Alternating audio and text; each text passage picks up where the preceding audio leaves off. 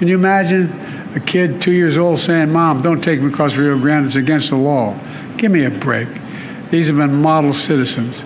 He wants to cut Social Security and Medicare. He says there's a lot we can do in terms of cutting. I got one really serious idea how to cut. A candidate. Anyway, we're also joined by Army's football's biggest fans, Bill and Steve of the radio show Crawdads Countdown to Kickoff. Anybody in there would realize there's no case. They don't have a case. Every legal scholar says they don't have a case. This is just a political witch hunt. It's election interfering. And this is really, truly election interference, and it's a disgrace. It's a disgrace. And in every poll, I'm leading by a lot.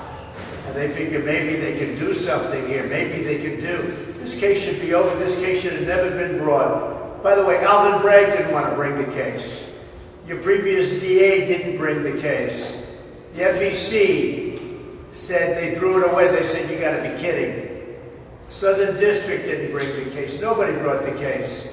And then Alvin Bragg brought the case as soon as, when I'm running and leading, that's when they decided, let's go bring a case. I thought they were going to be finished today, and they want 2 to 3 more weeks. The judge asked them, and playing right into the judge's hands.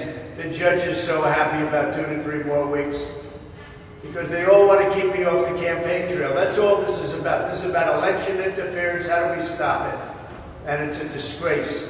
And then you have the other thing that maybe is even more disgraceful is the gag order, where I can't basically, I have to watch every word I tell you people. You ask me a question, a simple question, I'd like to give it, but I can't talk about it because this judge has given me a gag order and said you'll go to jail if you violate it. And frankly, you know what? Our Constitution is much more important than jail. It's not even close. I'll do that sacrifice any day. But what's happening here is a disgrace, and the appellate courts ought to get involved. New York looks so bad. The New York system of so-called justice looks so bad between this judge in Gorin and Kaplan. You triple teamed with corrupt judges. Is a disgrace to our nation. So I should be out there campaigning, and they said 2, and the way I look at it, they're really talking about 3 weeks more. And by the way, they didn't even have enough to fill out the time. You know, we got out early today because they didn't have another witness. The government didn't have another witness. So they didn't even have time to fill it out.